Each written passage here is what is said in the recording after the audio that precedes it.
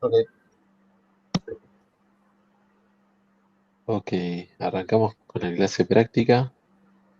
Primero que voy a hacer es compartir pantalla. A ver.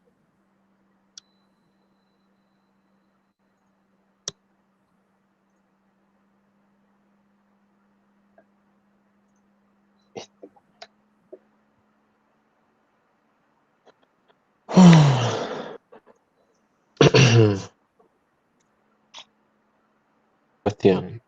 El primer segmento de la práctica va a ser a lo que se llamaba siempre corrección rápida del parcelito, ¿sí?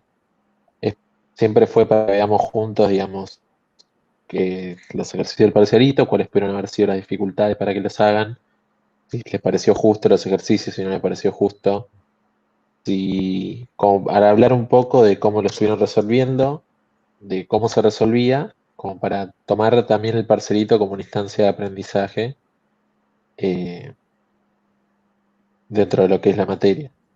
Entonces, en principio ya en Slido pueden, si quieren, eh, poner si les pareció justo o injusto el parcelito, si les pareció muy fácil, muy difícil. Si ven que alguien opina lo mismo que ustedes, le pueden dar un like a esa pregunta, cuestión, para que nosotros veamos un poco. Porque, digamos, en vivo es muy fácil, es, bueno, preguntamos y vemos sus caras, no sé, hay gente con cara de enojado, qué sé yo. eh, pero en la distancia es más complicado. Eh, lo siguiente sería empezar a ver cada uno de los ejercicios y charlar un poco de cómo podían resolverse. Ok.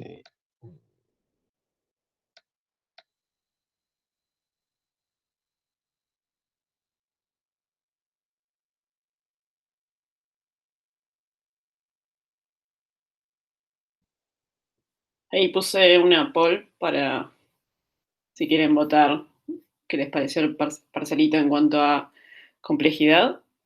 Ok, buenísimo. La otra sugerencia es una poll preguntando cuántos ejercicios completos pudieron hacer. Que está muy bien. Después de la dificultad podemos hablar de cuántos ejercicios pudieron hacer, ¿no? Es una buena idea. Franco puso me pareció justo, pero el 7 me pareció medio ambiguo el uso de siguiente, acá elementos ahí. Me llevó como 15 minutos entender cómo era el arreglo. Ok. Siempre es importante para nosotros que los enunciados sean lo más claros posibles, así que tomamos la crítica. Me quedé corto de tiempo, me complicó bastante el de División y Conquista. Yo sentí que no fue muy difícil, pero que había varias cosas para marear, como el de las posiciones que hicimos, pero sin acceso a los punteros. Ok, el de las posiciones. Hay que ver cuál es ese el que se refiere, porque había más de un ejercicio con K, digamos. En lo que sería la primera franja de ejercicios, la K era la cantidad de multifondo, y en el ejercicio de división y conquista, el K definía la distancia entre los elementos, ¿sí? Eh, digamos, los ejercicios estaban divididos por padrón y, digamos, cada tira de ejercicios era, en definitiva, el mismo ejercicio, con alguna diferencia para darle una distinta complejidad, digamos. O sea, la idea es que todos los ejercicios sean de la misma dificultad, pero sí que sean diferentes como para que tengan que buscar diferentes soluciones.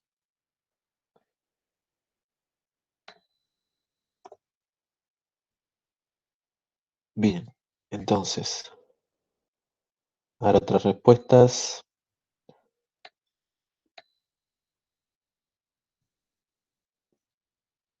Medio largo algunos ejercicios para hacerlos todos. Sí, la idea es que puedan hacer todos los ejercicios, así que si en definitiva les resulta muy largo para hacer todos los ejercicios, eso también es algo que nosotros deberíamos corregir, si es que, porque digamos, les tiene que poder dar el tiempo para que hagan todos los ejercicios, Así que no estaría bien que el parcial sea demasiado largo y que tengan que hacer solamente 2 de los 3 ejercicios. Esto no estaría bien. Me quedé corto de tiempo.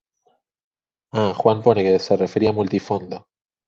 Bien, sí, el ejercicio multifondo, ahora vamos a ver las diferentes variantes, pero digamos las 4 variantes y cada una de las variantes tenía su dificultad específica de lo que pedía ese ejercicio. ¿Sí? Bien, bueno, ahí tuvimos bastantes respuestas. La mayoría pudo hacer 2 ejercicios, ¿sí?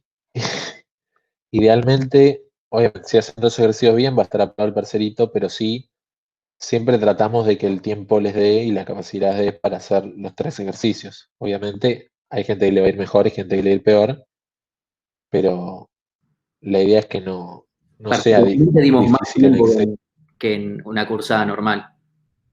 claro.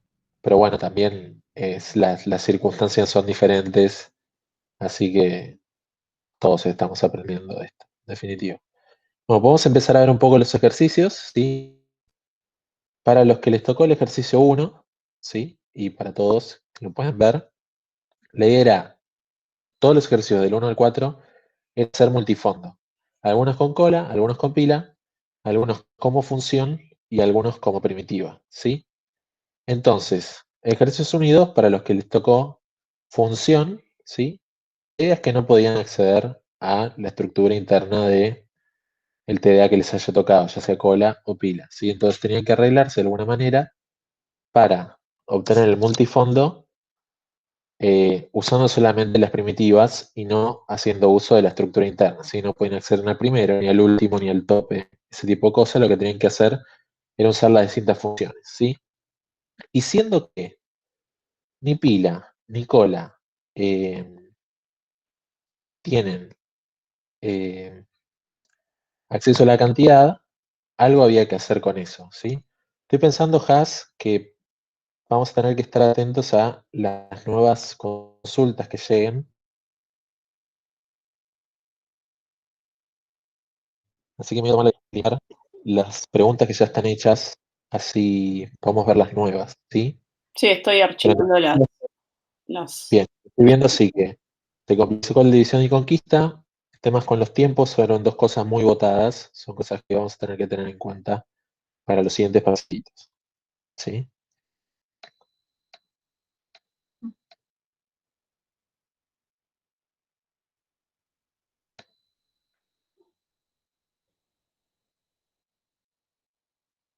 Bien, entonces, empezando, tenemos que pedimos el de cola, una función multifondo, ¿sí? La idea es, tenemos una cola, al final de esa cola están todos los elementos que nos interesan, pero es muy relevante para un ejercicio como este saber cuál es la cantidad de elementos que hay en la cola, y para saber la cantidad de elementos que hay en la cola, siendo que esa no es un atributo que se pueda consultar mediante una primitiva a la cola, vamos a tener que, primero que nada, mover esos elementos de la cola a una nueva estructura para poder contar cuántos elementos hay en la cola, ¿sí? Esa nueva estructura, típicamente para la cola, va a ser otra cola, de forma tal que no perdamos el orden de los elementos, ¿sí? Pasamos todos los elementos de una cola a una cola auxiliar, ¿sí? Y esos elementos de esa cola auxiliar los podemos volver a pasar a la cola original y en definitiva cumpliríamos lo que es que una vez finalizado el algoritmo deba quedar el mismo estado la cola antes de ser invocada, ¿sí? Entonces, la cola la podemos pasar a una cola auxiliar para mantener los elementos en el mismo orden. ¿Qué es llenar el arreglo? Ya sí, una vez que tenemos todos los elementos en una cola auxiliar y conocemos la cantidad de elementos que hay en la cola, no es muy complicado, ¿no? O sea, si la cola tiene 10 elementos, tenemos que llenar 3. Vamos a ignorar 7, lo vamos a pasar a la cola original, los últimos 3 lo vamos a poner en el arreglo, ¿sí? Si la cola tiene 5 elementos y el arreglo pide 8, ¿sí? Bueno, vamos a pasar los 5 elementos que de la cola al arreglo, mientras los pasamos a la cola original, y los últimos 3 elementos los vamos a llenar con null.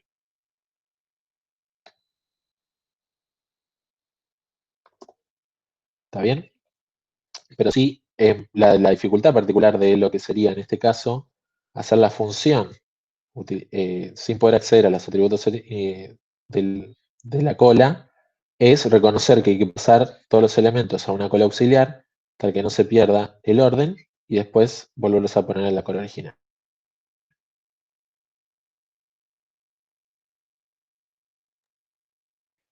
Bueno, una de las preguntas. ¿Sí? eh, Mira, ¿queda la misma? Bien. Ah, perfecto. sí, Juan Litpin pregunta si hay forma de resolver el 1 en menos de ODN.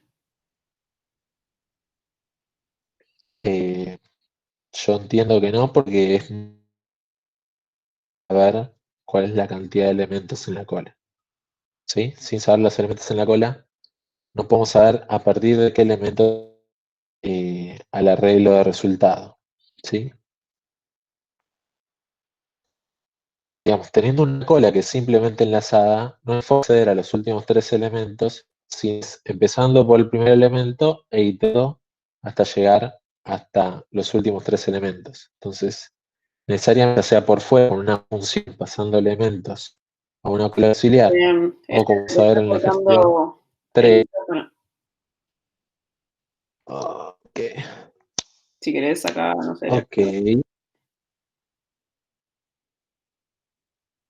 No puede ser un tema de conexión.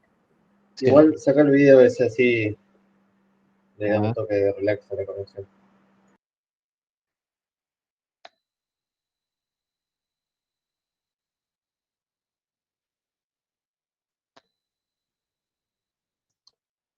¿Qué opinan ahí? ¿Volví? Sí, creo que sí. Ok. Pensé que estaba haciendo muchos movimientos con las manos, por ahí eso ayudaba. Eh, por eso tenía el video puesto. Bien, tenemos en este caso la pila multifondo, sí, que va a ser similar al ejercicio anterior. Vamos a necesitar pasar los elementos a una pila a una estructura auxiliar, que en este caso va a ser una pila para no perder el orden, ¿sí? Tenemos la original, lo pasamos a una pila auxiliar. Una vez que conocemos la cantidad de elementos, de una manera muy similar al ejercicio anterior, podemos ir pasando los elementos a la pila original nuevamente y además llenar el arreglo con los últimos K elementos que salieron de la pila, ¿sí? Que son los primeros que van a salir de la pila auxiliar. Bien. Por ahora no veo preguntas. Voy a pasar al ejercicio 3, que en este caso sí se pidió una primitiva, entonces vamos a poder acceder a la estructura interna de la cola, y en este caso la estructura interna de la cola va a ser un arreglo dinámico circular, ¿sí? Entonces tenemos la capacidad del arreglo, todos los elementos que pueden haber en el arreglo dinámico, ¿sí? Los datos son como si fueran los datos de la pila, ¿sí? Tenemos todos los datos como un arreglo asterisco asterisco, y tenemos el inicio y el fin. ¿Se acuerdan? El inicio es donde arrancan los elementos, ¿sí? En inicio va a estar el primero de la cola, y en fin va a estar el último de la cola, ¿sí? Entonces, para saber, ¿cómo podemos saber, teniendo el inicio, el fin y la capacidad, cuál es la cantidad de datos que hay en la cola? ¿Sí? Por un lado, si el inicio es menor al fin, la resta entre el fin y el inicio va a dar la cantidad de elementos que hay en la cola, ¿sí?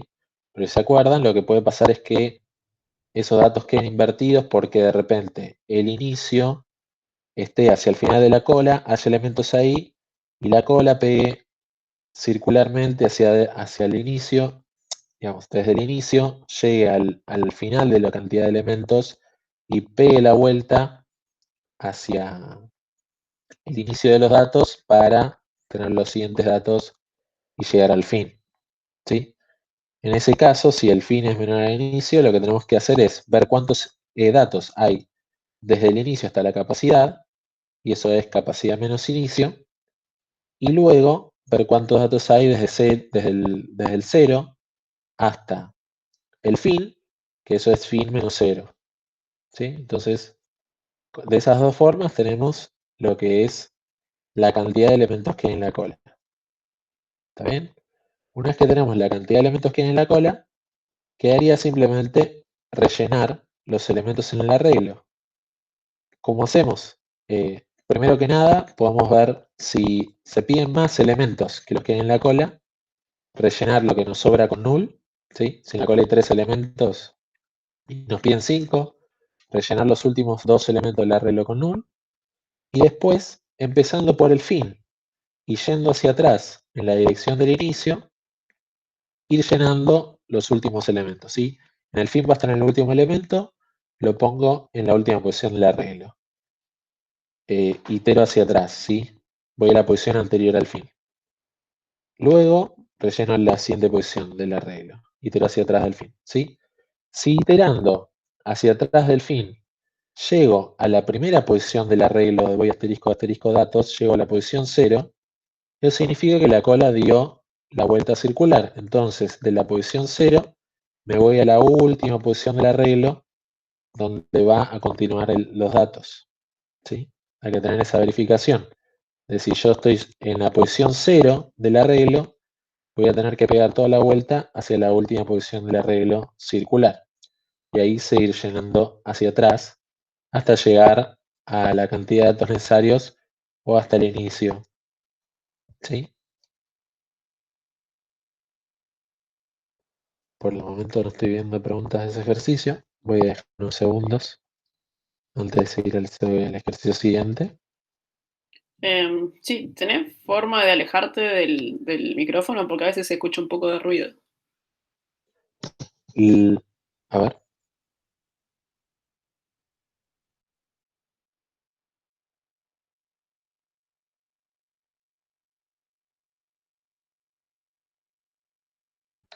A ver, lo que voy a intentar es mover menos la cabeza, pero el micrófono está en mis auriculares. Así que alejarme no podría. Ok. Ahí sonó, por ejemplo. Ahí estoy escuchando que.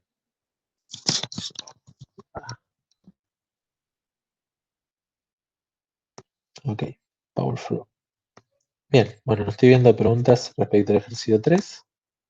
Vamos a ir al 4, ¿sí? Que pide la pila multifondos. Y en este caso tenemos de nuevo que nos pide una primitiva. Y en este caso lo que sería es en una pila enlazada, ¿sí? Donde el nodo del tope apunta al siguiente elemento, que apunta al siguiente elemento, que apunta al siguiente elemento, hasta que tenemos el nodo eh, que no apunta a ningún elemento porque ese fue el primer elemento de la pila que se apiló, ¿sí? Es el primer elemento que se apila, tiene un dato y su nodo apunta a nada, a null, ¿sí? Una vez que se apila el siguiente elemento, va a tener un dato y ese próximo va a apuntar al que solía ser el tope, ¿sí? Y así se van poniendo nodos uno arriba del otro en la pila, ¿sí? En este caso pide lo mismo, una pila multifondo, ¿sí? ¿Y cómo vamos a hacer en este caso? Tenemos por un lado que para saber el largo de la pila, el ejercicio nos lo simplifica si nos dice cuál es el largo. Por lo tanto, podemos saber siempre cuántos elementos tenemos que, digamos, cuáles son los elementos que queremos poner en el arreglo de solución, ¿sí? Por ejemplo, si la pila tiene 10 elementos y nos pide solamente 5 el arreglo de solución, lo que tenemos que hacer es los primeros 5 elementos de la pila, empezando por el tope, es ignorarlos, ¿sí? Lo primero que hacemos es nos paramos en el tope, ¿sí? Si hay que ignorar 5 elementos, estamos en el tope, lo ignoramos. Vamos al próximo, lo ignoramos. Vamos al próximo, lo ignoramos. Vamos al próximo, lo ignoramos. Vamos al próximo, lo ignoramos, ¿sí? Vamos al próximo y ese ya es un elemento que nos interesa, ¿sí? Ese elemento que nos interesa lo vamos a poner en la posición correcta de la regla. Siendo que nos interesa que los elementos estén, ¿sí? Si acá tenemos la pila, empezando con un tope de 5, en el ejemplo podemos ver que el 3 es el elemento que nos interesa que esté adelante de todo el arreglo, ¿sí? Entonces, una vez que ignoramos esos 5 elementos, agarramos el siguiente, lo ponemos en la primera posición del arreglo. Vamos al próximo, lo ponemos en la siguiente posición del arreglo. Vamos al próximo, lo ponemos en la siguiente posición del arreglo, ¿sí? Así hasta que el próximo sea nulo, ¿sí? En el caso de que los K elementos sean mayor al largo de la pila, ¿qué tenemos que hacer? Bueno, no ignoramos ningún elemento, empezamos por el tope, lo ponemos en la primera posición del arreglo, vamos al próximo, lo ponemos en la segunda, vamos al próximo, lo ponemos en la tercera, y cuando nos quedamos sin elementos en el arreglo, hasta que el próximo nos dé null, los siguientes elementos del arreglo los llenamos con null. ¿Sí?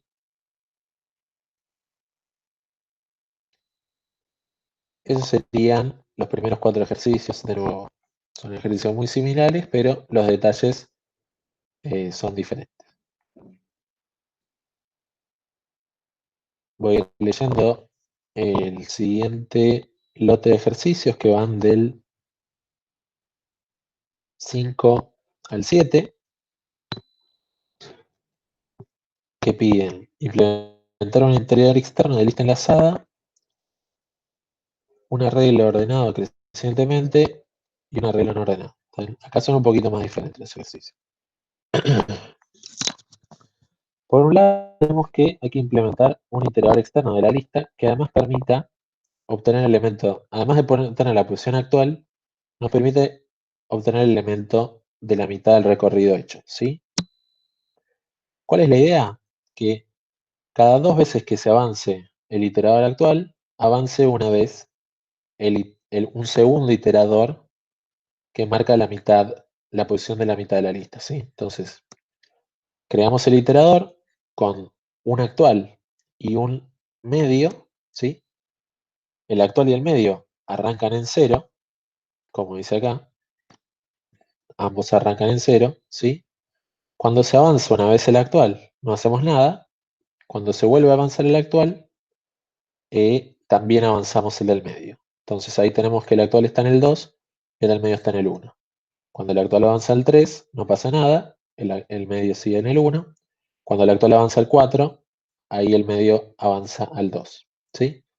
Y para marcar eso tendríamos que tener un booleano, una variable, un atributo adicional en la estructura que diga si este avance que estamos haciendo es un avance par o un avance impar, ¿sí? Cuando creamos la estructura, seteamos esa variable en, no sé, podemos decir avance par, o podemos decir que el próximo avance, por ejemplo, tiene que ser el próximo avance, avanzar el medio, false, ¿no? Por ejemplo. Entonces, cuando avanzamos de la posición 0 a la posición A1, el actual, nos fijamos, che, ¿hay que avanzar el medio? Está en false. No, no hay que avanzar. Pero lo ponemos en true porque sabemos que la siguiente vez que avance el actual, sí va a tener que avanzar el del medio. Entonces, la próxima vez que se avance, vamos a fijarnos, ¿hay que avanzar ahora del 1 al 2? Sí, hay que avanzar. Entonces, avanzamos también el del medio y ponemos en false ese variable marcador de si tiene que avanzar o no el medio. ¿Sí? ¿Tenemos preguntas? Sí. Mauro pregunta si los ejercicios de multifondo, qué orden serían concretamente, y considerando que K podría ser mucho mayor a N, por ejemplo. Bien, digamos, el orden de esos ejercicios es O de n más K, ¿sí? Si K es muy grande, se come la N, entonces sería O de K. O si N es muy grande y K es muy chico, la N se come la K y quedaría O de N. Pero la forma de representarlo es escribir O de n más K, ya que tenemos que, por un lado, iterar sobre todos los elementos de la pila o cola, eso es O de n, y además tenemos que llenar un arreglo de O de K elementos. Entonces, O de n más K, ¿sí? Y por otro lado, Hernán pregunta si hacer este ejercicio con actual, medio y anterior afecta en algo al ejercicio. No, esa es la forma de hacerlo, digamos. O sea, no sé si está preguntando por el tema de que además agregó la anterior. Digamos, en rigor solo necesitarías el actual y el medio, ¿sí? El anterior solo lo necesitamos en la lista, por ejemplo, para implementar temas como insertar en cierta posición o borrar de cierta posición. Pero si está agregado el anterior, no me parece que vaya a estar mal, ¿sí? Lo importante era que pudieras obtener el actual y obtener el del medio. Entonces, técnicamente el anterior no haría falta, pero yo creo que no hay problema. Bien. Eh, entonces, una vez que reconocieron que tenemos de la forma de avanzar con el actual y el del medio, que el actual avanza siempre que se manda a avanzar y el del medio avanza una de cada 2 veces, el resto del ejercicio está prácticamente hecho, ¿no? Todas estas primitivas son muy parecidas al iterador de la lista, ¿sí? Crea los atributos. Avanzar hace lo que dije recién. Obtener, obtiene el actual. Obtener el del medio es simplemente fijarse acá a dónde apunta el del medio y devolver el dato. Destruir es hacer la destrucción y ver si está al final, se fija si el actual se cayó de la lista, si el actual es nulo. ¿Sí? Bien. Me da la impresión de que está un poco mejor sincronizado el streaming, así que voy a dar menos segundos de changüí. Vamos a pasar al ejercicio 6, que dice que se tiene un arreglo ordenado crecientemente. Ya pasamos a los que comentaban de que se les complicó, ejercicios de división y conquista. Tenemos un arreglo ordenado crecientemente y para cada elemento su siguiente está a una distancia k. ¿Sí? Es decir, la diferencia entre cada elemento es una constante. En este ejemplo, 1, 2, 3, 5, 6. Del 1 al 2 la diferencia es 1, de 2 a 3 la diferencia es 1, de 5 a 6 la diferencia es 1, y estaría faltando el 4 para hacer que la diferencia entre el 3 y el 5 también sea 1. Y en el caso de 5, 7, 9, 10, 9, 11, 13, 17, la diferencia es siempre 2, pero falta el 15 para hacer que 13 y 17 la diferencia sea 2 también. Entonces, a ese arreglo se le elimina un elemento del medio, implementar un algoritmo que, por división y conquista, obtenga O de log n, en O de log n el valor del elemento faltante. ¿Sí? Entonces, para hacer esto, lo primero que necesitaríamos saber es cuál es ese k, ¿sí? Que es desconocido. Pero bueno, el valor de ese k se puede sacar en tiempo constante analizando los primeros elementos, ¿no? O sea, voy al 1. De 1 a 2 hay una diferencia de 1 y de 2 a 3 hay una diferencia de 1. Eso me dice que en este arreglo la diferencia va a ser 1. En este caso, 5, 7 y 7, 9, la diferencia es 2. Eso me dice que la diferencia del arreglo va a ser 2. ¿Sí? Imagínense que en este arreglo falte justo el 7 y tengamos 5, 9, 11. Aún así, mirando los primeros 3 elementos, podemos saber cómo funciona. Tenemos que de 5 a 9 hay un salto de 4, pero de 9 a 11 hay un salto solo de 2. En ese caso nos quedamos con el menor. ¿Sí? Si bien hay un salto de 4, que del 7 al 9 de un salto de 2 nos indica que el salto es de 2 en 2, pero hay un elemento faltante en el medio.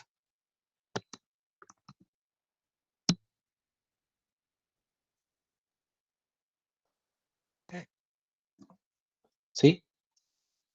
Entonces, una vez que obtenemos en tiempo constante el k, podemos llamar ¿sí? A nuestra función de división y conquista con todo el arreglo y ese valor k para que empiece a trabajar. Otra cosa que necesitaremos saber, que está muy bueno saber, es el primer elemento.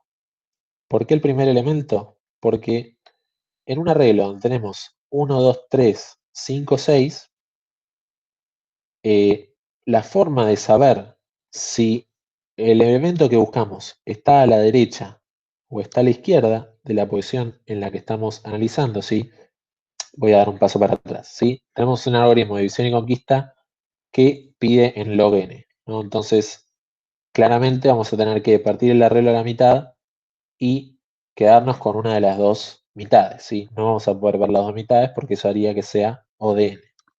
Entonces, nos paramos en la mitad del arreglo y tenemos que ver si tenemos que ir para la izquierda o para la derecha, ¿sí? En este caso, en el arreglo 1, 2, 3, 5, 6, si el primer elemento es 1 y los elementos van saltando de uno en uno, cuando voy a la posición 3, pueden pasar dos cosas. Si yo me encuentro el 3, significa que del 3 para atrás todos los elementos están presentes, ¿sí? Por lo tanto, tengo que buscar el faltante a la derecha del 3, ¿sí? Si yo en esta posición me encuentro un 4, por ejemplo, significa que el elemento que estoy buscando está a la izquierda, ¿sí?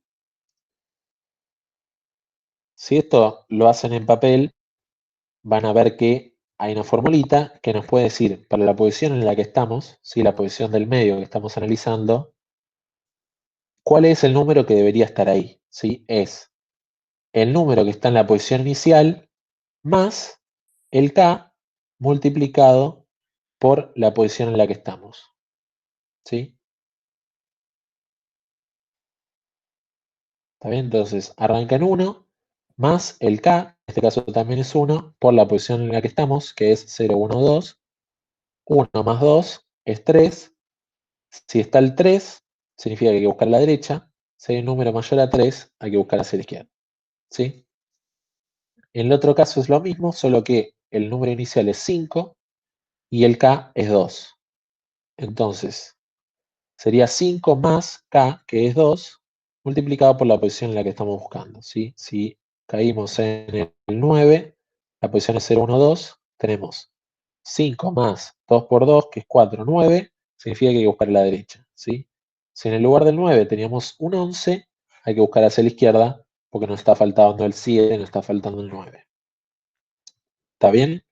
Esa es la forma de detectar para qué lado teníamos que ir en el arreglo, ¿sí? Comparando el elemento que encontramos con el número que debería estar ahí, basado en la lógica con la que se creó el arreglo, ¿sí?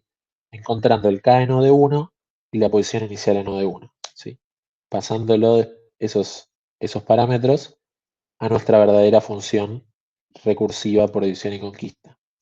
Esa función ya recursiva por división y conquista puede tomar el del medio, mirar el anterior, mirar el siguiente y ver si la diferencia es mayor al K. Si justo ves la diferencia que es mayor al K, devolves ese elemento que falta.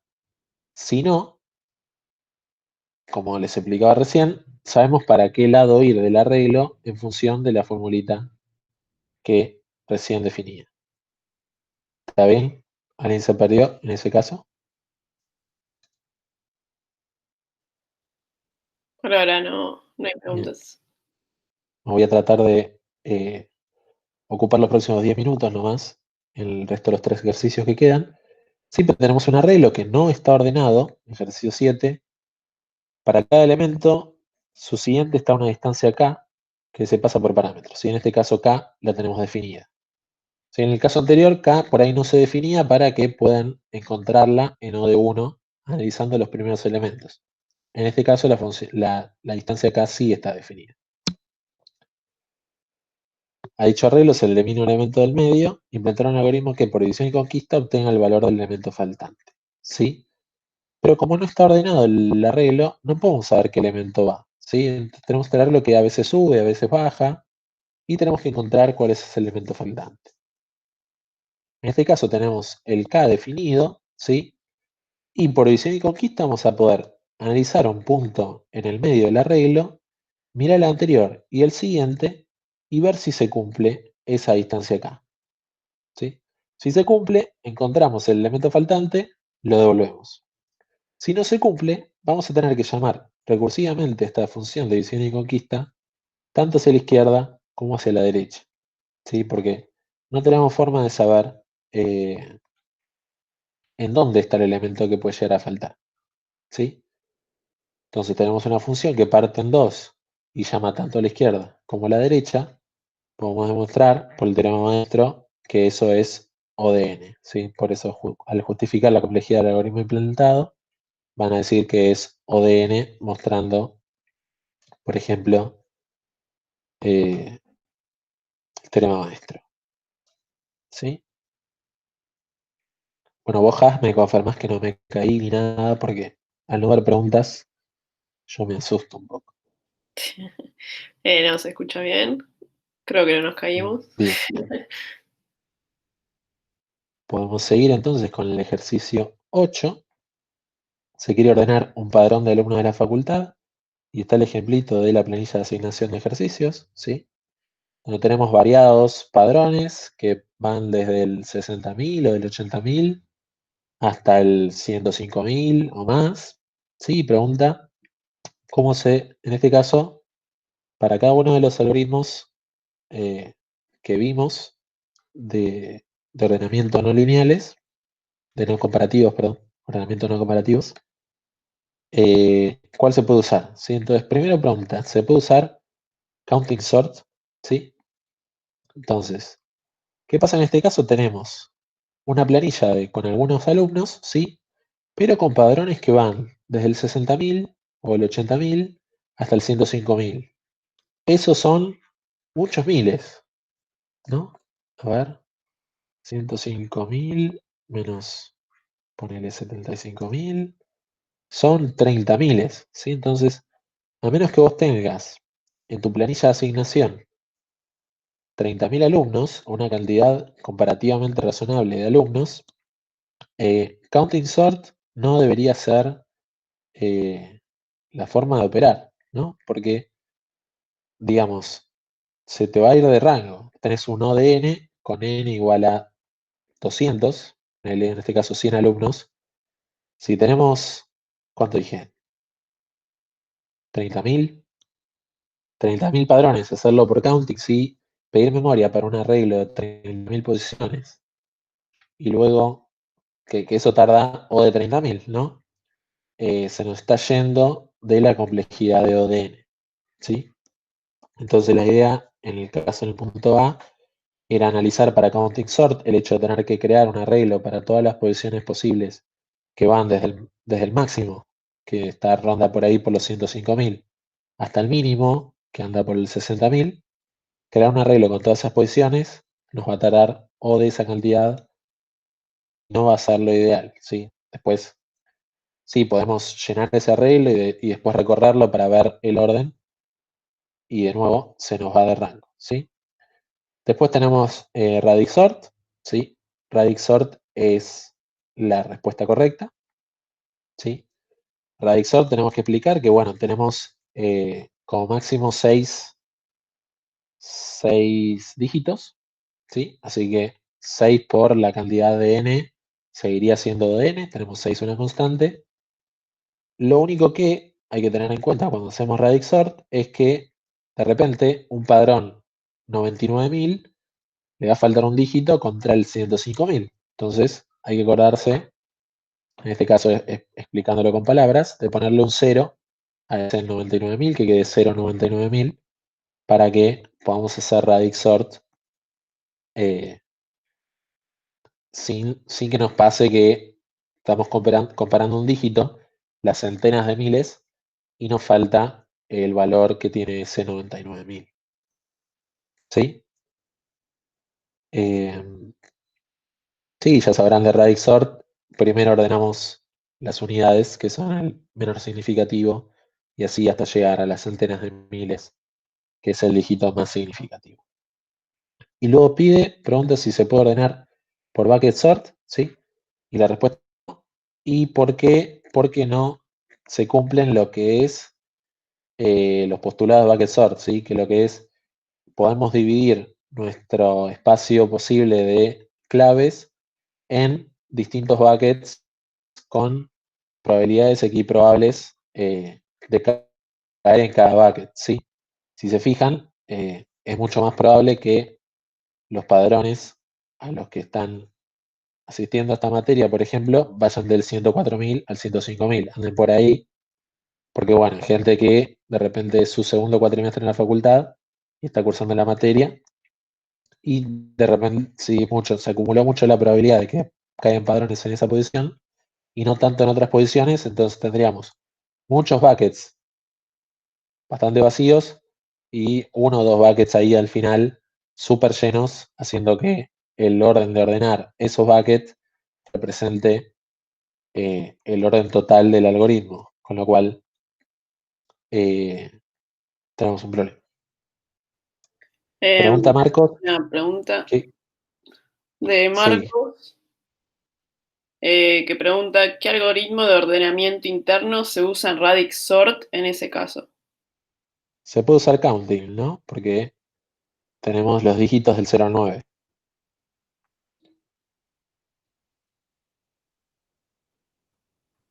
¿Bien? Tenemos Sí. los dígitos del 0 al 9, podemos usar count.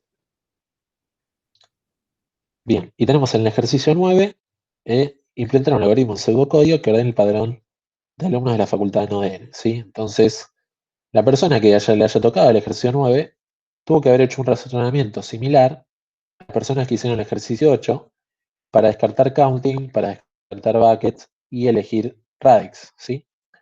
Y luego lo que es escribir el algoritmo en pseudocódigo, ¿sí?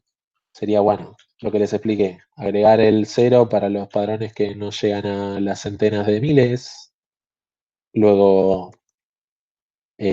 tomar los dígitos del principio, o sea, de las unidades creciendo hasta las centenas de miles, y en cada paso aplicar un algoritmo de counting que también tenga que hacer el pseudocódigo de counting, sino decir, bueno, ordeno por counting estos elementos, del 0 al 9, estamos. ¿Sí? No se pide demasiado detalle. ¿Sí? Lo que sí no pueden hacer es return radix sort, ¿sí? Implementar un algoritmo en pseudocódigo. No pueden escribir return radix sort y entre paréntesis padrones, 6, que son la cantidad de dígitos, ¿no? Hay que explicar un poco cuál es la forma de operar. ¿Está bien?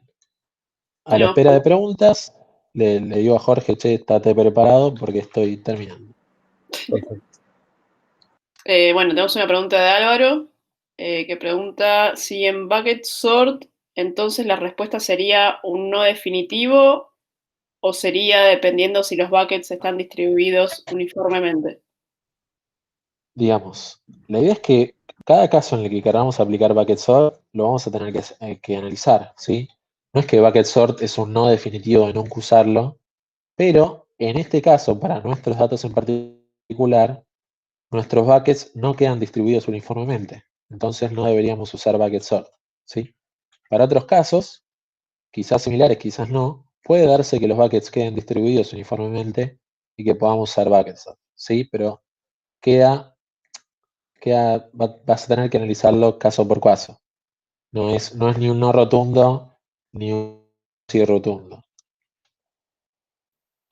Después Hernán pregunta si en el ejercicio 8 la complejidad de radix sort es de O de D por N más B.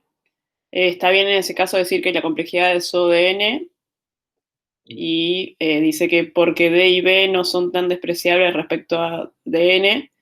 Y bueno, yo aclaré que sería la complejidad O de N, perdón, especialmente para el caso de que N aumente. Es como lo decís, Hernán, digamos. Entre los tres casos que estamos analizando, ponele, bucket sort es impracticable, counting sort se degradaría mucho más como se dice, el orden, porque estamos hablando de unos 30.000. En este caso, D y B, D es 10, perdón, no, D es 6, pues son 6 dígitos, y B es 10, que son la cantidad de elementos que pueden haber en cada dígito, con lo cual no se va tanto, digamos. Si tenés un N de 80, 80 más 10, 90, sigue el rango, y después 6 veces eso, es mucho mejor que 30.000, ¿sí? Que sería 100 veces 100. 100 veces 100. 100. Bueno. 30.000 dividido, multiplicando. 300 veces eso. En realidad la mejor respuesta quizás sea mezclar bucket sort con radix sort. Signo de pregunta. Lo que pasa con radix sort es que siempre vas a tener que analizar 5 o 6 dígitos. Y para el caso que tenemos, probablemente todos tengan 6 dígitos, así que no te va a cambiar demasiado esos padrones que no tengan necesariamente 6 dígitos. ¿Sí? Porque en radix sort, digamos, no necesariamente tener más datos va a aumentar la complejidad en este caso. Digamos, no se va a ver tan directamente decirte si saco 10 elementos, si saco 10 o agrego 10 padrones, no va a ser lo que más influya en este caso. Si ya vamos hablando de si agrego 100 padrones, si saco 100 padrones. Y en este caso, digamos, no tendría sentido agregar complejidad, es decir, divido los padrones por uno u otro caso, siendo que no es lo que más te va a ser determinante. Ok. Necesito agua.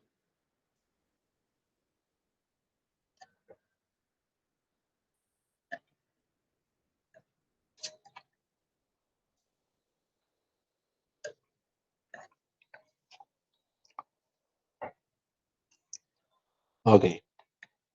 Si no tenemos más preguntas, le cedo el piso a Jorge.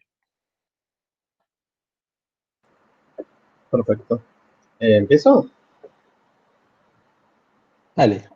Por detrás podemos de repente crear un poll de si les pareció bien el segmento, si les quedó más claro el ejercicio ya sea que les tocó o el que les vieron que les tocó a otra persona, para, como para ver si sirve vuelta.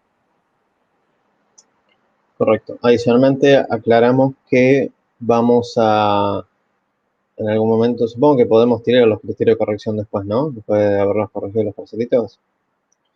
Así Sí. quedan claros que se consideraba algo que hacía reprobar ese ejercicio o no.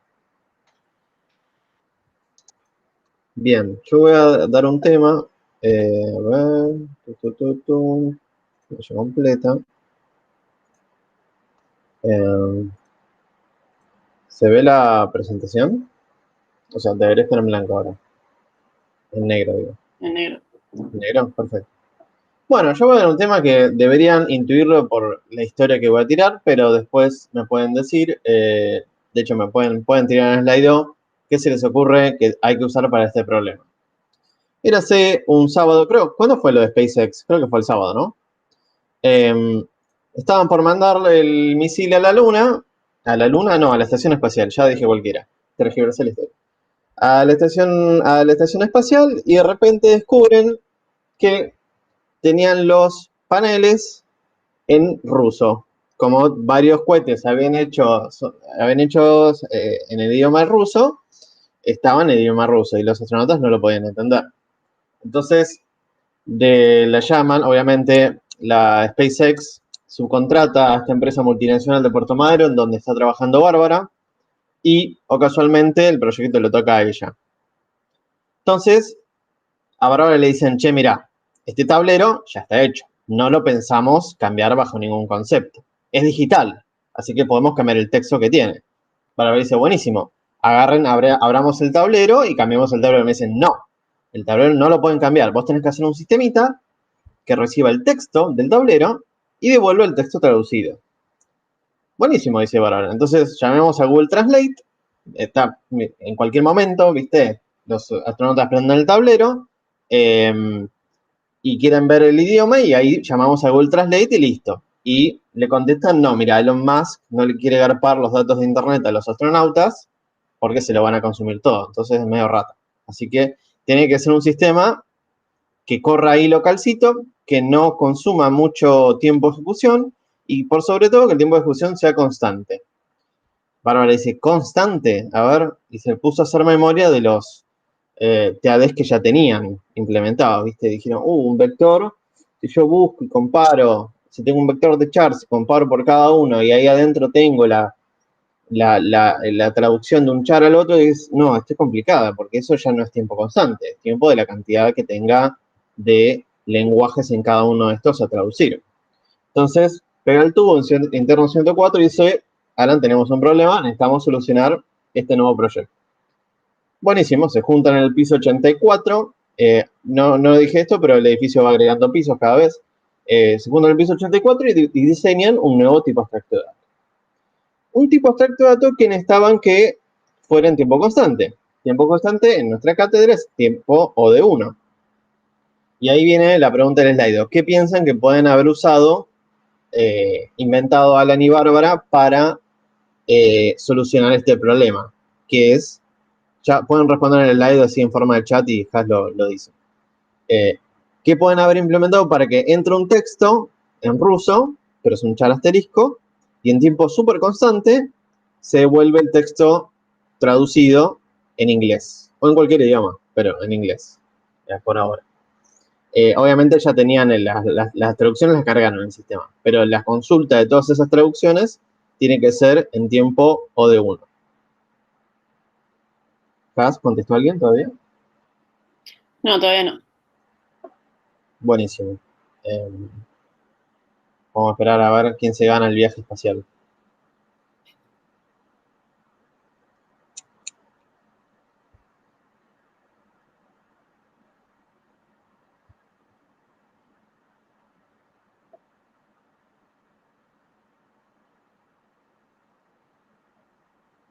David Lamas dice un diccionario. Perfecto, David. Te has ganado un viaje a Marte. No, mentira. Bueno, por ahí le podemos manguear un viaje en algún futuro. Bien, un diccionario que entre un char asterisco sale otro char asterisco. Y Bárbara dice, bueno, buenísimo, y si me piden para otros futuros idiomas, tengo un diccionario por cada uno de los lenguajes y según la configuración que pongan, se usa uno de los diccionarios. Buenísimo. Y entonces, ahí ya entramos en el mundo de los diccionarios y vamos a hacer una pequeña introducción que es ya lo que vimos en la teórica, pero a un nivel un poquito más bajado a tierra y bajado en la implementación que van a tener que hacer ustedes. Bueno, repasemos muy rápido. El hash cerrado era un arreglo continuo, ¿sí? Que cada elemento era una celda y mediante una función de hashing distribuíamos los elementos que queríamos guardar por medio de la clave en este arreglo continuo. Para realizar el guardado, el hash cerrado, lo que se hacía era aplicar simplemente una función, ¿sí? A la clave. Esta función se llama función de hashing, que recibe una clave y devuelve un número, ¿sí? De cualquier tipo de rango. Esto puede devolver un número muy grande, un número muy chico, no interesa. Bueno, en realidad debería un número mayor que siempre un número mayor que el tamaño del arreglo. Pero eso puede variar también. Y lo que se hace después, en general, es hacerle módulo, ¿sí? Esto es módulo, del tamaño del arreglo para bajarlo a solo la posición final dentro del arreglo. Si no lo hacemos módulo, si la función me devuelve 7000, y yo solo tengo un arreglo de 1, 2, 3, 4, 5 elementos, obviamente se va y me corta internet. Ya sabemos, ¿no? No podemos acceder a memoria que no tengo. Entonces, vamos a ver un ejemplo. Querían guardar la X en ruso y la función de hashing devuelve 722, porque sí, no importa. Y en este caso se hace módulo de eso, módulo del tamaño del arreglo, que en este caso es 5, y módulo de 722, módulo 5 da 2. Entonces vamos al 0, 1, 2, y en esta posición vamos a guardar el X. ¿Hasta acá alguna pregunta? Yo hago hasta acá una pregunta, pero... Sí, ¿hasta acá alguna pregunta? ¿Has? Perdón, no tenemos preguntas. Ok. Buenísimo. Igual si tienen preguntas, pregunten y vuelvo para atrás. Bien. Para cuando se produce una colisión es cuando tenemos dos claves distintas que tienen terminan en un lugar, en el mismo lugar por algún motivo, ¿sí? Lo que ocurre es, queremos meter un nuevo elemento y hacemos el mismo procedimiento anterior, ¿sí? Todos los nuevos elementos hacen el mismo procedimiento anterior. Queremos guardar una J en ruso, no sabes si existe la J en ruso, no tengo idea, y que, o casualidad, da la misma función de hash. Y como da la misma función de hash en el módulo, da lo mismo, porque no cambiamos el tamaño del vector en ningún momento, y da 2. Cuando da 2, lo que hace el hash cerrado por adentro, o sea, en el mundo de Alan, Bárbara no debería ser capaz de ver toda esta implementación porque debería ser transparente para ella. Ella solo sabe que el tiempo de guardado de un hash es constante, o sea, o de 1 para la visión de la cátedra, y hay ciertas condiciones que Alan tiene que cumplir. Y entonces Alan del lado de adentro sabe que tiene que guardar en la posición 2 a J, pero cuando va a buscar en la celda, la posición 2, ve que hay otra celda que dice que tiene el estado ocupado. Entonces, no puede guardar en ese lugar. Y como vimos en la teórica, la forma de resolver una colisión es seguir iterando en el hash cerrado, ¿sí? Hasta encontrar una posición vacía. Entonces, itera una vez, va al siguiente, está ocupada, itera otra vez, va al siguiente y encuentra una posición vacía. Cuando encuentre la posición vacía, guarda el elemento ahí. Obviamente, si nos pusiésemos a buscar J, el recorrido sería exactamente el mismo, ¿no? Buscamos J, da 722, 722 módulo 5 a 2, va hasta acá con X, compara la clave, ¿sí? Gasta tiempo comparando la clave, X con J, ve que no es igual y dice, ah, mira, seguro que hubo colisión, vamos a bajar.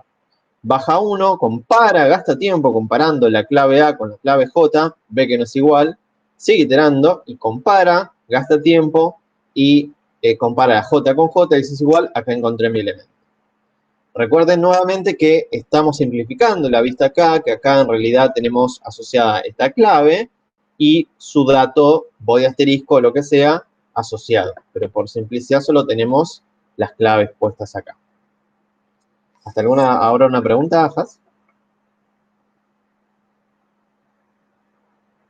No, por ahora no tenemos preguntas. Ok, ¿se me escucha bien?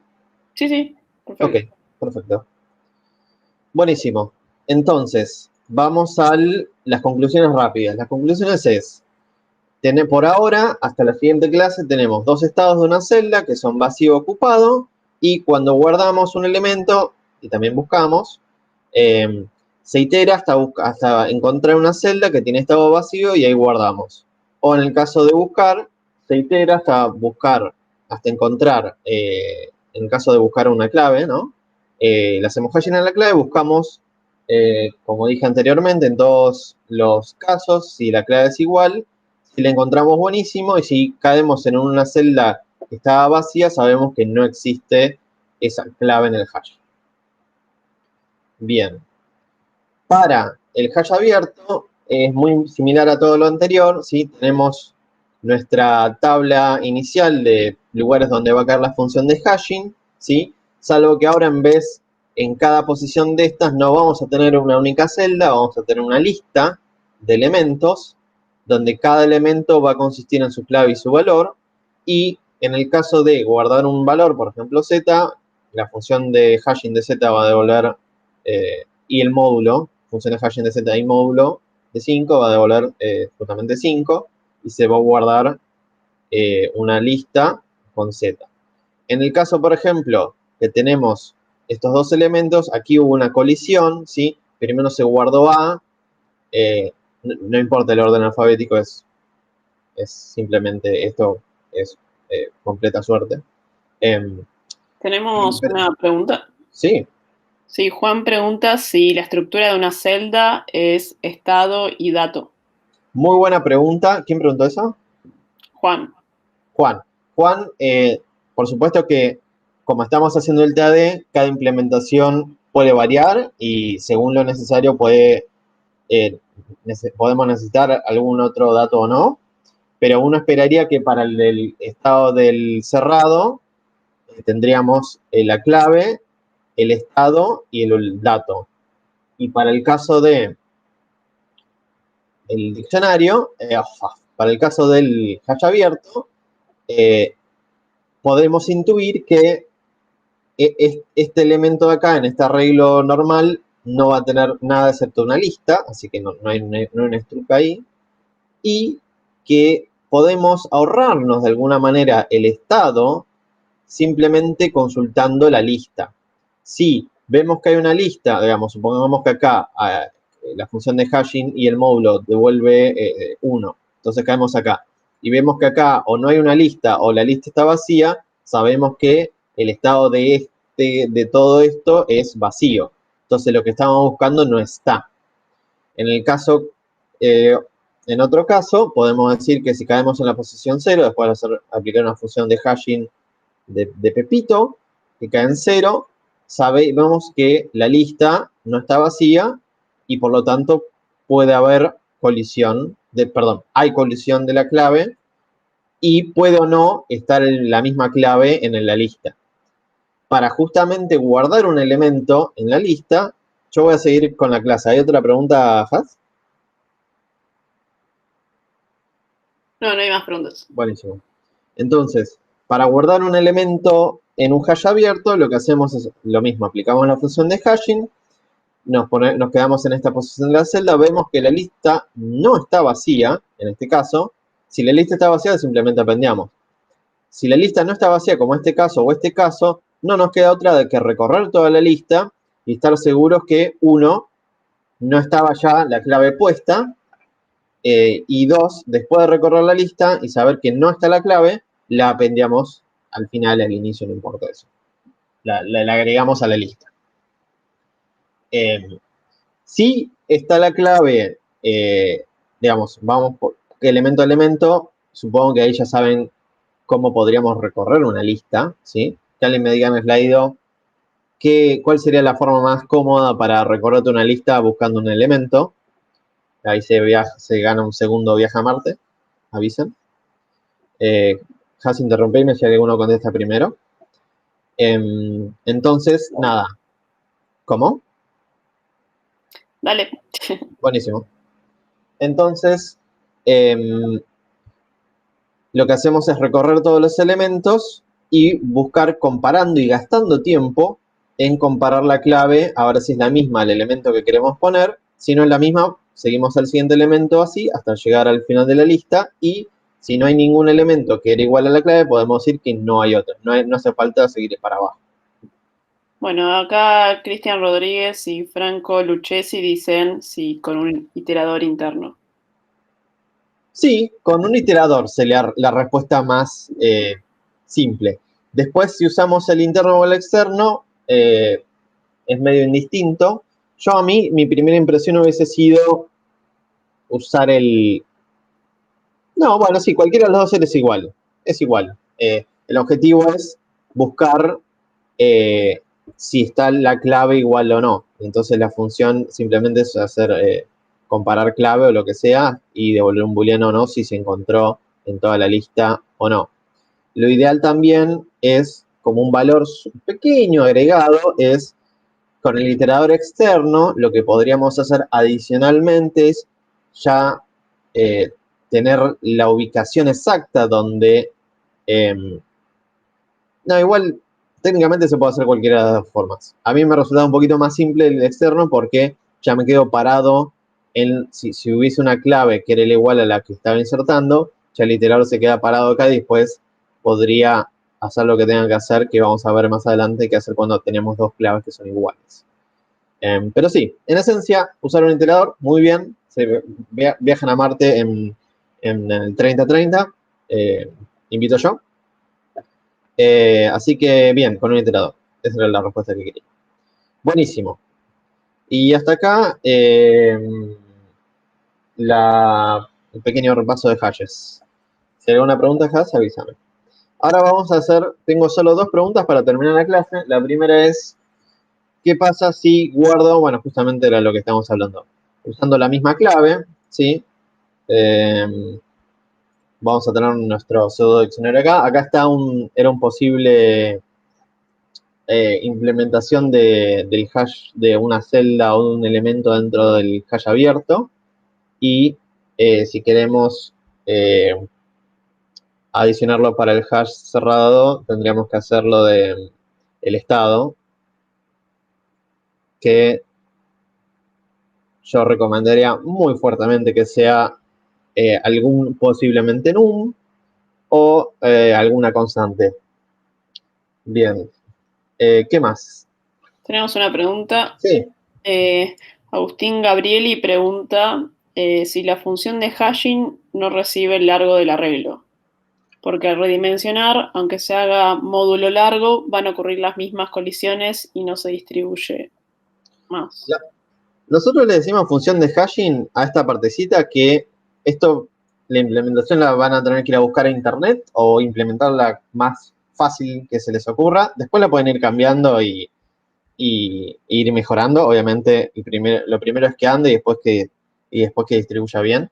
En general se hace esto porque es más fácil que quede intercambiable distintas funciones de hashing que no me importa que devuelven. Y después nosotros realmente usamos que esto tiene en cuenta el tamaño del arreglo, ¿sí?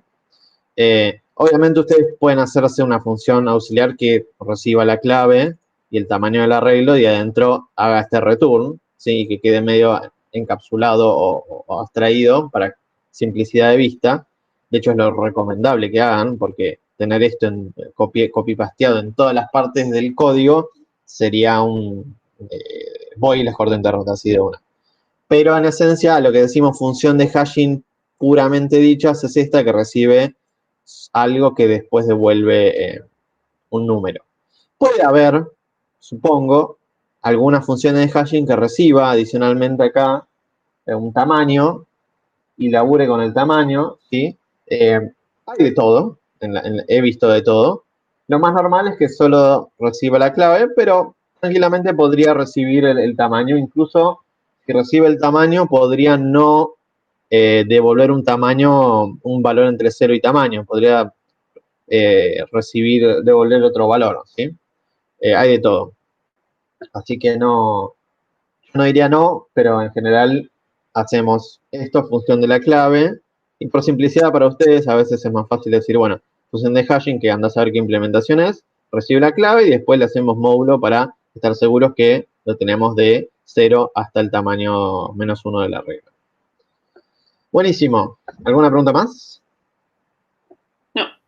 Buenísimo. Entonces, vamos a hacer estos dos cositos al final y estos dos y terminamos la clase.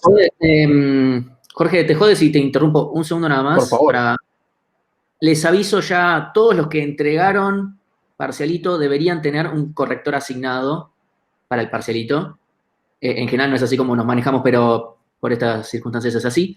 Por favor, váyanse a fijar al sistema de consulta de notas. O sea, simplemente los asigné, no es que alguien hizo algo. Si alguien no tiene asignado, le va a aparecer un ausente. En ese caso, si rindieron y están en esa situación, comuníquense directamente conmigo para resolver qué pasó ahí. Así que nada, eso. Fin del comunicado. Sí, y supongo que puedo agregar a lo que Martín dice, comuníquense hoy, ya, si rindieron y no tienen nada asignado.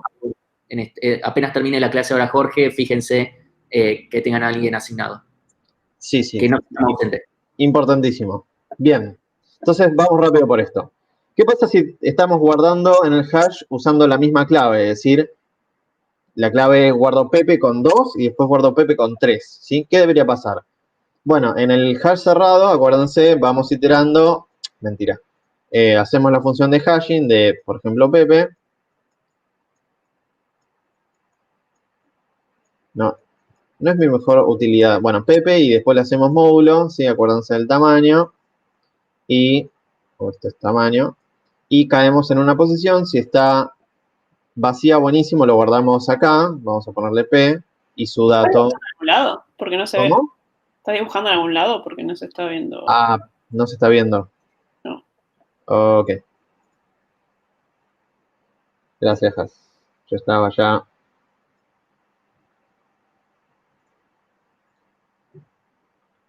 Ahora. ¿Se ve acá? Está conectando. No, creo que no. Dice presentación de Jorge. Ok. Qué bien, qué bien. A ver, una ventana. Vamos a compartir una ventana.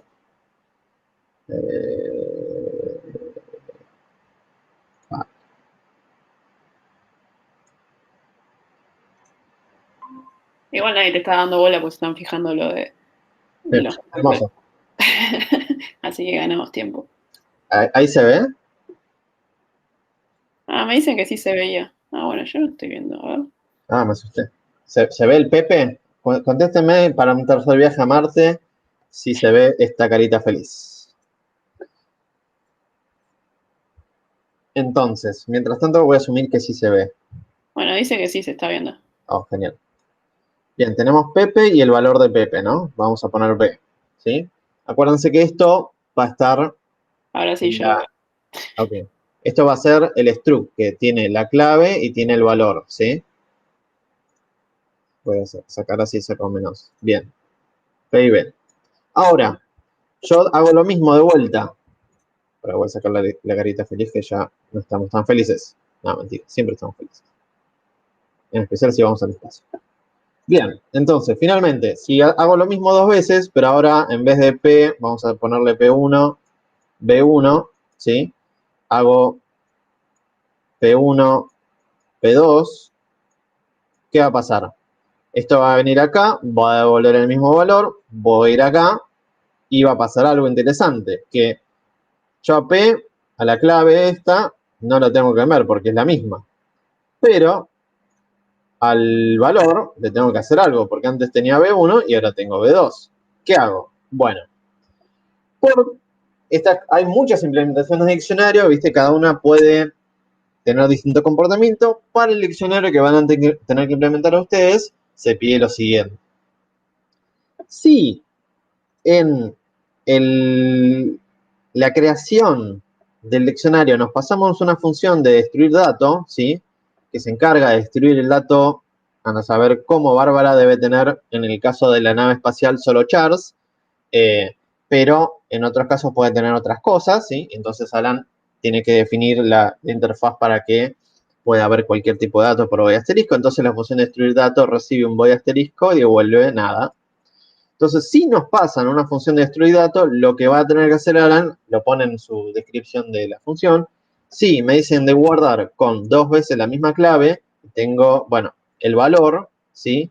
Original, o sea, el primero, lo que voy a tener que hacer es aplicarle destruir dato. Y destruir dato va a hacer lo que destruir dato haga, no me interesa. Pero yo le tengo que aplicar destruir dato.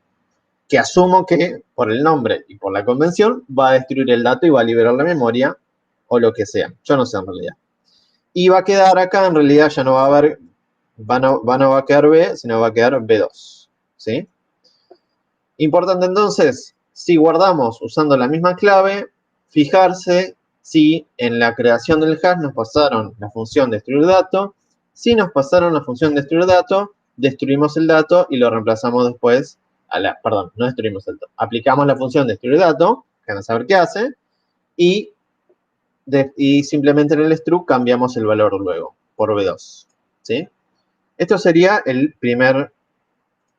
uno de los dos primeros bullets. Tiki. Buenísimo. Y por un tema final, ¿alguna pregunta de esto, Has? No. Ok. Bueno, y ahora vamos a ver el último temita, que es consideraciones con la clave. Yo ahora tengo cambio de diapo, ¿sí? En algún momento, borré. En algún momento de mi vida hice un guardado con una clave y un valor, ¿sí? Pasa algo que ando a saber qué es, y después hago otro guardado, ¿sí? Esto, de vuelta, hay muchas implementaciones. En la cátedra queremos una que sea resistente a un problemita que puede ocurrir. ¿Qué problemita puede ocurrir? Esto, la clave, ¿sí? Por la definición que tenemos ahora del diccionario, la clave es un char asterisco, ¿sí? Igual podría ser cualquier cosa, el problema podría seguir manteniéndose mientras que sea un puntero. Entonces, como es un puntero, ¿sí? Y este char asterisco, o sea, esta clave, no fue creada dentro del diccionario, me la pasaron.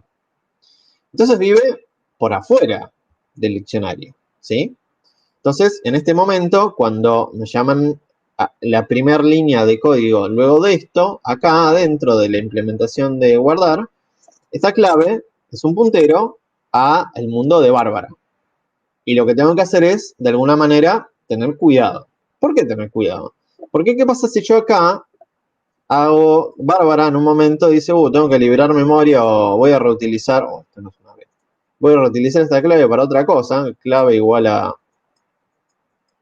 hola, o no, vamos a poner un XGD, anda a saber si existe esta palabra, no existe, en ruso no existe. Y reutiliza la variable clave, en realidad, corrijo, ahí. Bueno, no necesariamente esto es así, pero se entiende la idea. Vamos a, no quería hacer esto, pero vamos a poner el ejemplo más simple. Si yo, por ejemplo, en un momento Bárbara dice, voy a liberar free mi clave porque yo no la estoy usando y ya está dentro del diccionario y no me compete a mí, no la necesito, ya la tengo dentro del diccionario. ¿Qué pasaba con esta clave, que es esta clave de acá, que estaba dentro del diccionario?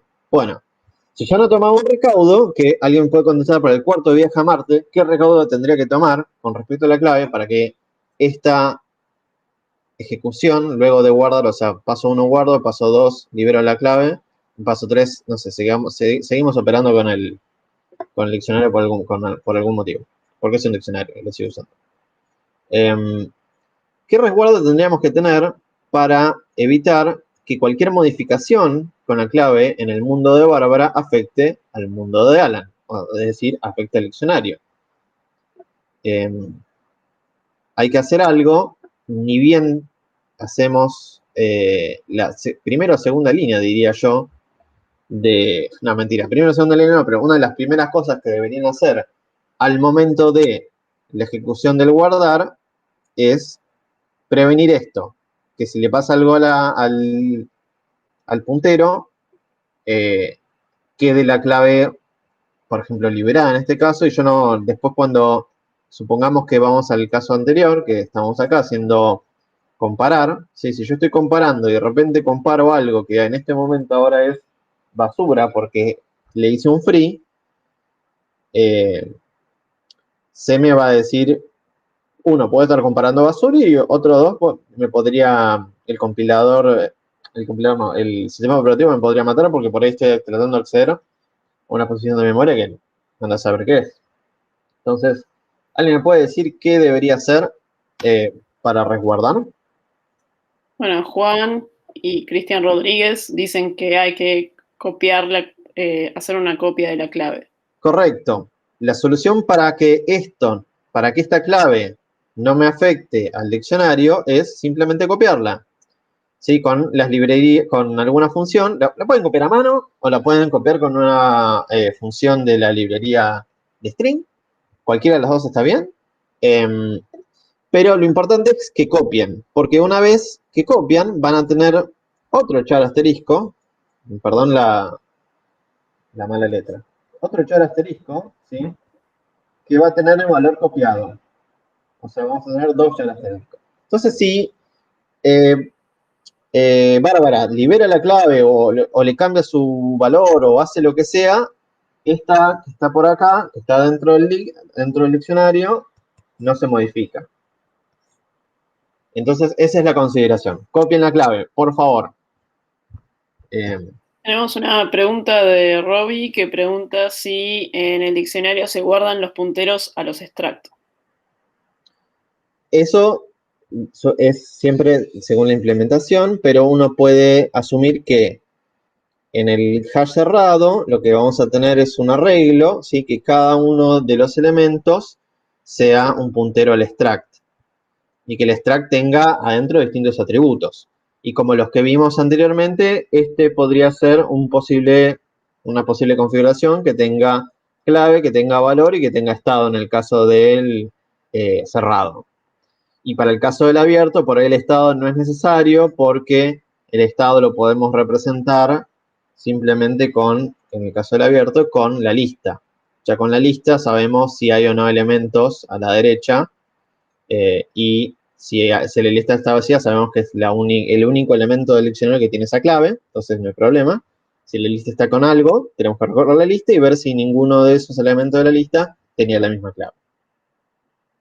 Entonces la respuesta corta es sí, tiene un struct en los dos casos y varía según si es abierto o cerrado levemente. ¿Alguna otra pregunta? No. Buenísimo. Con esto yo voy a dejar un minuto más para preguntas y debería terminar la práctica. De vuelta, refuerzo lo que dice Martín. Si alguno entregó y no ve que tiene un corrector asignado, es sinónimo de que nosotros no tomamos su entrega. Y si no tomamos entrega, lo tomamos que no rindieron. Si no rindieron, no tienen nota y desaprueban automáticamente y después no pueden hacer nada, ¿sí? Para salir del tema. Entonces, ahora, en los siguientes 5 minutos, todos se fijan si tienen un corrector asignado y si no tienen asignado, le mandan un mail a Martín diciendo, no tengo un corrector asignado, mi padrón es tal, ayuda, ayuda. Sí, o sea, ya alguien me mandó diciendo, Martín, te mandaste cagada. Oh, genial. O sea, consideren que yo tuve que procesar, o sea, los que mandaron un punto C y nada más, los procesé así como venían, pero los que mandaron un TXT, los que mandaron nada más con las fotos o lo que sea, como que me tuve que poner a hacerlo medio a mano y alguno me pudo haber comido, así que por suerte parece que solo fue uno, pero bueno, si alguien más me manda, me avisa. Sí, importante. Sí, y digamos que mañana si no aparece ningún registro, ahora en menos de 10 minutos, si no aparece ningún registro de que hayan entregado, damos que por supuesto que no entregaron nada y tienen el parcial anulado. Buenísimo. ¿Alguna pregunta, Has? ¿O cerramos ya? No tenemos preguntas. Buenísimo. Martín, ¿querés decir algo para cerrar? No, ahí estoy terminando de resolver todo el tema de certificados de examen y todas esas cosas, así que nada, vayan a dormir. Buenísimo. Las notas van a estar. Ah, sí, las notas el lunes que viene supongo que ya van a estar, salvo que tengamos algún problema con cómo corregimos con esto, pero a priori no deberíamos tener mayores problemas. Buenísimo. Chao, chicos. Nos vemos.